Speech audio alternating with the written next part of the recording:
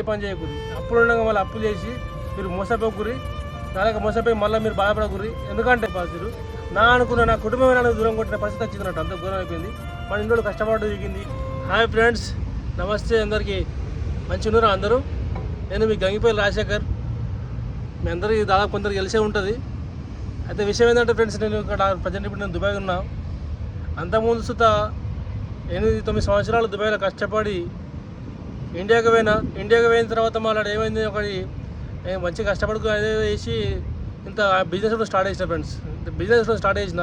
ఇదంతా ఎందుకు చెప్తున్నా అంటే తెలవాలి ఏం జరుగుతుంది, ఏం కథ, వ్యవస్థ ఎట్లున్నది అనేది కూడా తెలవాలని చెప్పి చెప్తున్నా. అయితే విషయం ఏంటంటే, అక్కడ నేను ఒక బిజినెస్ స్టార్ట్ చేసిన. అదేంటి మన CNC కార్వింగ్ మిషన్. డోర్లకు పోతే మన ద్రవాలకి ఇట్లా డిజైన్ కొడితే మిషన్ ఉంటుంది. ఆ మిషన్ పెట్టుకున్న దందా మంచిగా సంవత్సరం నుంచి మంచిగా మెండ చెప్తున్నా. అంత మంచిగా ఉండేది. కానీ ఈ విషయం ప్రాబ్లం ఎక్కడ వచ్చిందంటే, మళ్ళీ దుబాయ్ రావడానికి ఇప్పుడు దుబాయ్లో ఉన్నా. ఈ దుబాయ్ రావడానికి మళ్ళీ ఎందుకు మళ్ళీ ఇక్కడ ఈ బాధలు మళ్ళీ ఎందుకు కొడుతున్నా అనేది ప్రతి ఒక్కరికి అర్థం కావాలి.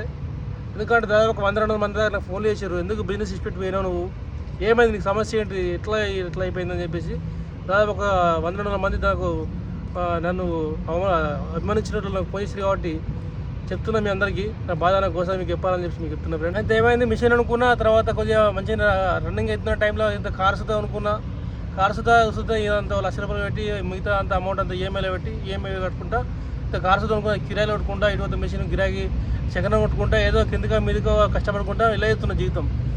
ఇలా చేసే సమయంలో ఏమైందంటే, నేను చేసిన మిస్టేక్ ఏంటంటే, అప్పులు ఉండగా మళ్ళీ అప్పేసి దందా పెట్టడం అనేది బాగా మిస్టేక్ అయింది. నాకు తప్ప అది జరిగింది. అది అప్పులు ఉండగా ఆల్రెడీ మళ్ళీ అప్పేసి తప్పైంది. అప్పు ఎందుకు ఉందంటే, నేను అలా 8-9 సంవత్సరాలు కష్టపడదు.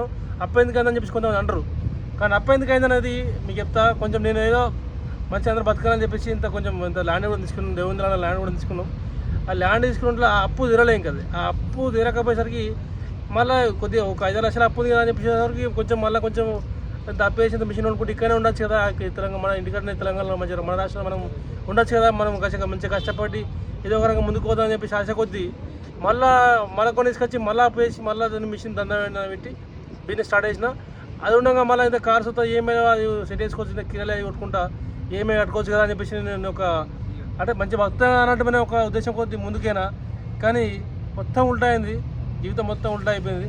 దండం మొత్తం వచ్చిపెట్టేసి. ఎందుకంటే దాదాపు ఒక మంచిగానే దాదాపు ఒక 10 దాటిపోయింది, 10 లక్షలు దాటిపోయింది అన్నట్టు. అప్పు కొడుతుంది దాటిపోయింది మొత్తం. ఈ ఏడాది అయిపోయింది. ఇక దాడే వరకు మొత్తం ఇక అప్పులందరూ ఇంటికి వచ్చారు, దుకాణంకి వచ్చారు. ఏమై కట్టవని చెప్పేసి మళ్ళీ అప్పులకు మిత్తి కాయ రాసుడు ఎంతో మొత్తం ఒక ఘోరంగా అది మోయన భారం అయిపోతుంది. అది ఉందా కొద్ది ఇట్లా అవుతలేదు అని చెప్పేసి మళ్ళీ దేవుడు అంటే మళ్ళీ పనులు ఎంకడుకొని మళ్ళీ దుబాయ్లో పడ్డా. ఇప్పుడు కిందగా మీకు కష్టపడుతున్నా.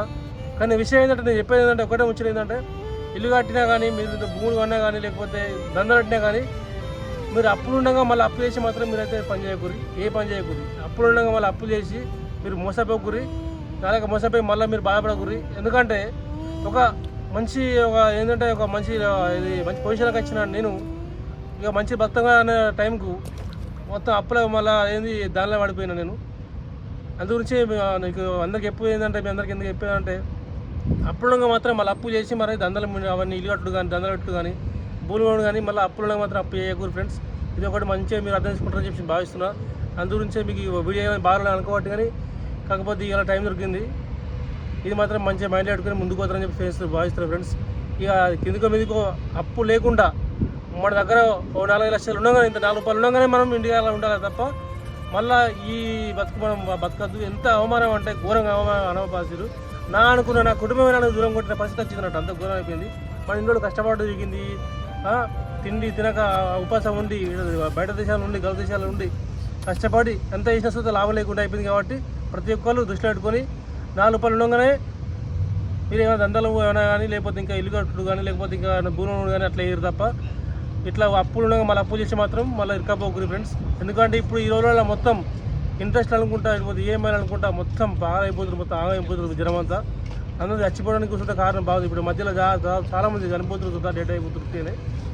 బాగా ఘోరంగా ఉన్నాయి ఇండియాలో చూస్తే పరిస్థితి ఘోరంగా ఉన్నాయి. కాబట్టి జర మంచి దృష్టి పెట్టుకొని మంచిగా కష్టపడి ముందుకు పోతారని చెప్పి నేను భావిస్తాను ఫ్రెండ్స్. ఉంటామని బాయ్. అదేవిధంగా ఇప్పుడు మన యూట్యూబ్ ఛానల్స్ జర సపోర్ట్ జర సబ్స్క్రైబ్ అయ్యి ప్రతి ఒక్కరు షేర్ చేయండి ఫ్రెండ్స్. ఓకే, ముందు మంచి మీకు వీడియోస్ పెడతా ఫ్రెండ్స్. తప్పుడు క్షమించాలి. బాయ్.